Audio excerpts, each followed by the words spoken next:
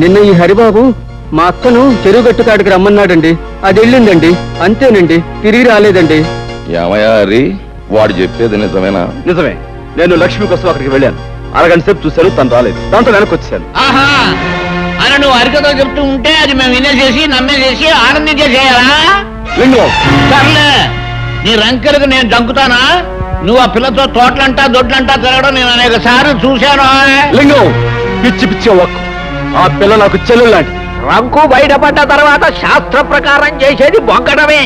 అయినా చెల్లెలి కష్ట సుఖాలు వినడానికి తోటలు దొడ్లు గాని పనికిరావా? అయ్యా, నీతో నువ్వు లక్ష్మి రహస్యంగా కలుసుకోవడం మాట్లాడుకోవడం ఏడే నాకే కాదు, ఈ ఊళ్ళో చాలా మందికి తెలుసు. అవును, లక్ష్మితో ఏదో రహస్యంగా మాట్లాడేవాడు హరి. మేము ఎప్పుడు ఏం అడిగినా ఏం జరిగిందో చెప్పేవాడు కాదు.